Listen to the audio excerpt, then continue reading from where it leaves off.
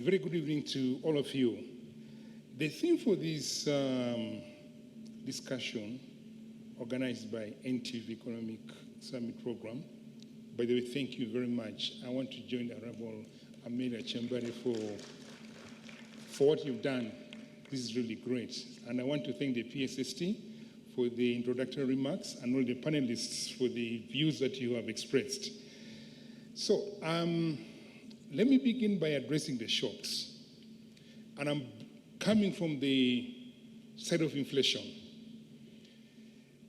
We've had very many shocks this year, but two of them are key, and they drove inflation.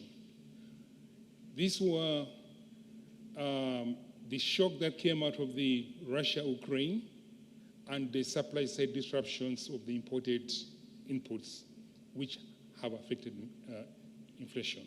And then secondly, there was the climate-related shock that drove food crop inflation.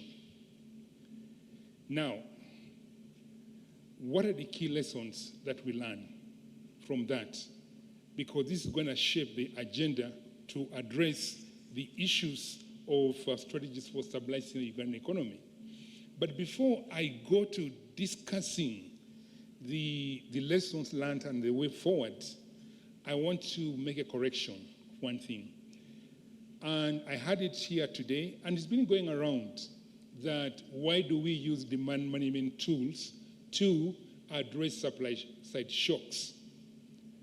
Let me begin by assuring you that inflation began to increase as early as in December last year when the economy was reopened.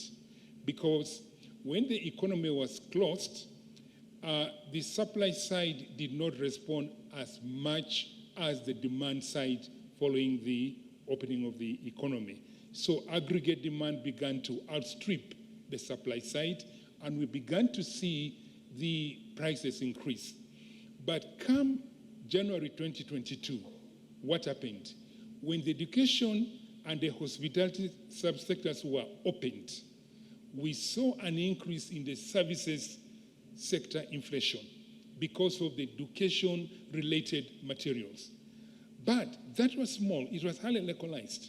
And headline inflation was just 2.7% in January. Come February, Russia wakes up to invade Ukraine. What does the West do? They impose sanctions on the Russian oil. And Russia being, I think, the second largest exporter of oil, it impacted on the oil prices. And then we had the issues to do with Indonesia, Malaysia, with the crude palm oil, which affected the washing, the washing sector industry, like soap, detergents, and what have you, including cooking oil. Now, what happens to inflation in February? Inflation increases from 2.7 in January to 3.2 in February.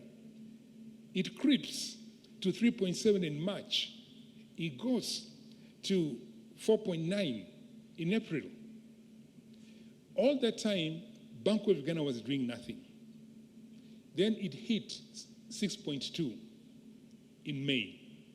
So the question is, if Bank of Ghana was reacting to a supply side-led inflation, why did we wait from February to June to change the CBR?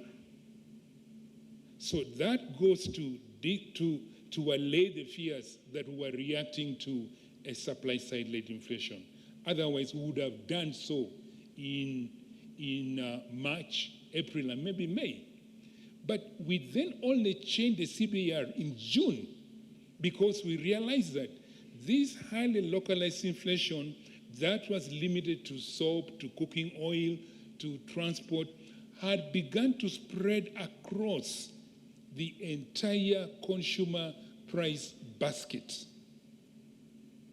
Even those items that were not affected by the supply side were now reacting to this isolated inflation. Take, for example, transport. Transport, because of the rising fuel prices, everything was affected by that. So monetary policy does not react to isolated price increases. It reacts to a generalized rise in price level. So when we saw that there was a generalized rise in price level, we then adjusted monetary policy by raising the CBR from 6.5% that had prevailed for over 1 year to 7.5 in June. And because these prices continue to rise, we then adjusted the CBR to where it's right now at 10%. So what are the key takeaways from here that are related to shocks? One, the climate change, which caused the food crop prices to increase. I don't have the numbers for November, but I recall for October, inflation, food crop inflation went up to about 25.6. And if I'm not mistaken, for November, I think it's 27, I stand be corrected. Food crop inflation is still going up. This is climate related. And then there's one that is linked to exchange rates. Because of the nature of our foreign exchange markets, we saw, first of all, a significant presence of offshore players participating in our domestic securities market. Why did they increase significantly? Because the advanced central banks of the advanced economies had lowered their interest rates to near zero, and the return in investing in Uganda government securities was much higher. So they all flooded here. Now, when they normalized the interest rate following the rise of inflation in their country, these guys fled. We lost over $500 million as a result of these guys fleeing. And because of that, they were exerting pressure on the exchange rate. So the exchange rate depreciated from 3,550 to about 3,800, nearly touching 3,900. Now, what did we do? We had to tighten monetary policy significantly, remove liquidity from the system. And I sympathize with the banks, there's no liquidity. But that has helped in stabilizing the exchange rate. Today, as I talk, the currency, this at 3:30 today, was trading at 3,735 buying and 3,745 selling, from nearly 3,900. Inflation has kind of like stabilized. We think it's now maybe getting to plateau. And we think that this is likely to begin coming down in early 2023, unless there is a very big shock that will disorganize. But our projection that inflation is going to go on a downward trend. So that's what we did. But we cannot do this if we don't sustainably address the causes of inflation, and that is climate change, and then deepening our foreign exchange market so that the likes of these portfolio players who are playing about with the exchange rate, their role, their contribution to the FX market gets limited. So this is where we have the interventions. So what are we doing now as a central bank? One, we want to support the idea of preserving the environment. And that's why I want to agree with a colleague from Standard Chartered Bank that Bank of Uganda is institutionalizing environmental, social sustainability, and governance standards, not only in Bank of Uganda, but across the entire financial sector. Because we believe that the supervised financial institutions cannot make profits sustainably if the environment and the population, the livelihood of the population is not sustained. They can only make profits if the environment and the livelihood of the people are sustained. So we are now going to institutionalize ESG across the banking sector. So environment preservation is key. If we can do what the PSSC talked about of the irrigation, people getting out of the swamps so that we can increase on the water catchment areas, we can then deal with the food crop inflation, which has really bedeviled us for some time. And then the aspect of value addition. Value addition is very, very critical if we are going to deepen our foreign exchange market. What does value addition do? First of all, it increases the production of the inputs. It could be agriculture, it could be anything.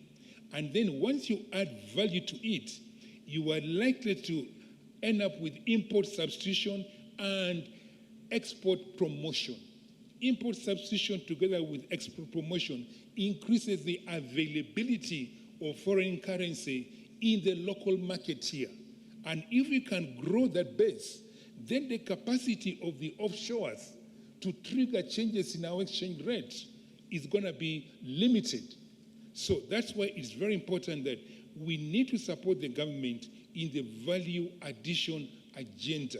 And this is why I'm calling upon the private sector to do whatever it takes to increase production and productivity so as to achieve this agenda. And also, some supply side disruptions that were created by locks, by issues in Malaysia, Indonesia, if we can really increase production and value addition here, then we would minimize the impact of these things here. For example, the crude palm oil, all right?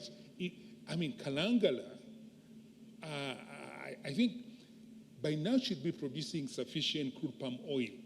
We wouldn't have to go through all this. So issue is increased production and productivity to sustain value addition will bring stability into our foreign exchange market so that these, the portfolio players' influence on our exchange rate reduces. So, therefore, the installation of the ESG agenda is very important.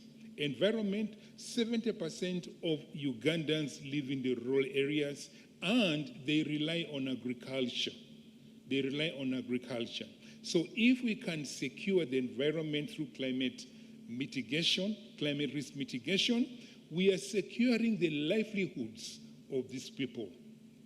And then, if we can also ensure that the linkage between financial institutions and the bottom of the pyramid is created, then we are going to ensure the social sustainability of the population out there.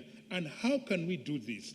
We can do this through what we call the product inclusion, using financial technology. Today we have telecoms that are partnering with banks. For example, MTN is partnering with NCBA for Momo Cash. These guys can retail loans into the bottom of the pyramid. They can retail savings from the bottom of the pyramid for, with these financial institutions, so that we have a linkage that's taking place between the big firms and the bottom of the pyramid through these fintechs. Airtel, through the Wowoli, is working with KCB and the Housing Finance Bank to offer similar savings and loans. You have the insurance facilities. IO Insurance is partnering with MTN. And also we have savings and investment schemes. Zeno Investments, again, is partnering with MTN. So how can we have more of this so that we can reach the bottom of the pyramid?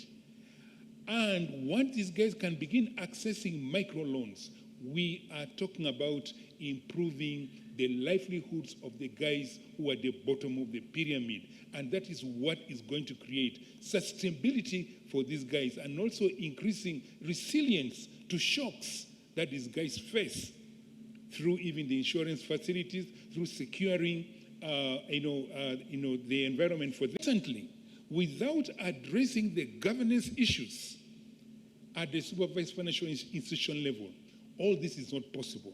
So we are going to have a conversation with the supervised financial institutions that how can you change a business model? How can we define business success? And the conversation is going to revolve around the fact that it's no longer about creating value for the shareholders of the supervised financial institution, but it's about creating value for the communities in which you live.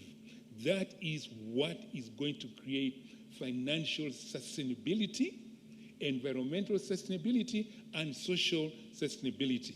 So it is about promoting the sustainability of the planet through environment, of the people through improving the livelihoods of these people, and also their profits through making sure that they have sustainability finance. So the whole agenda of governance is going to be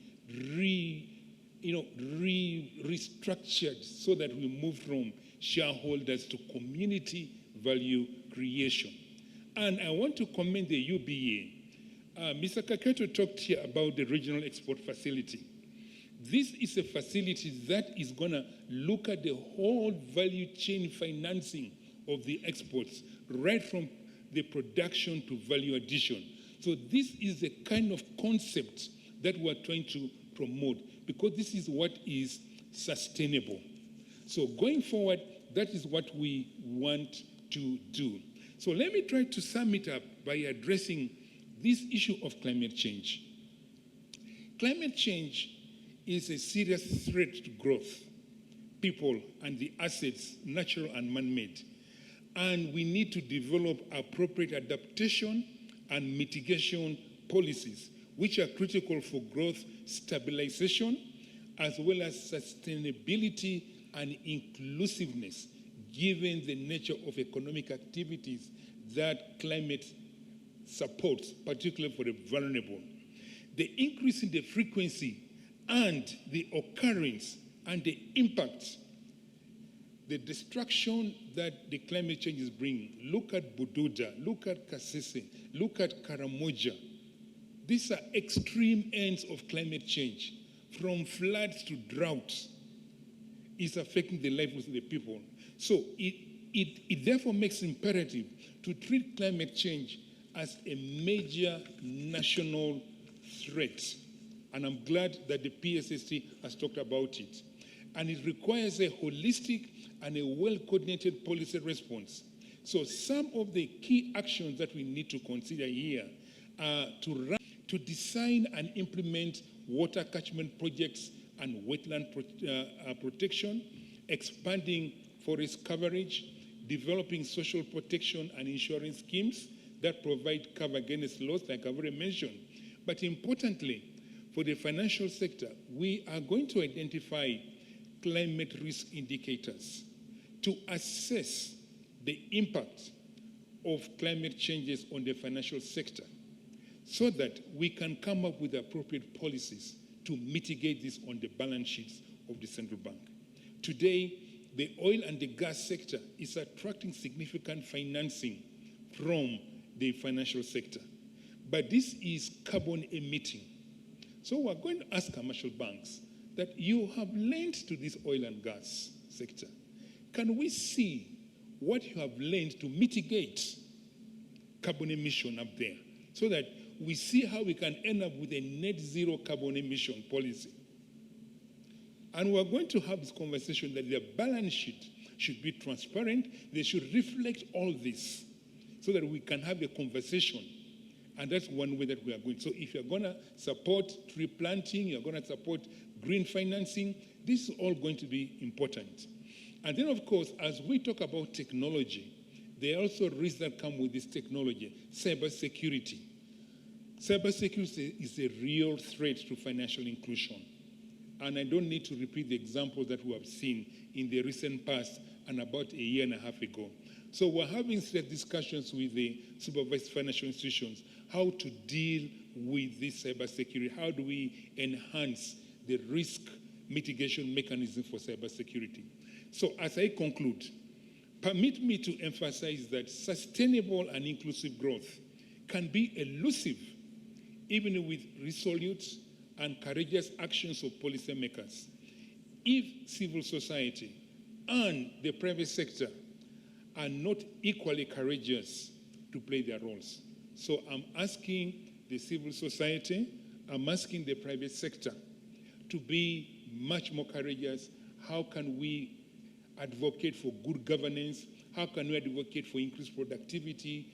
How can we advocate for increased production?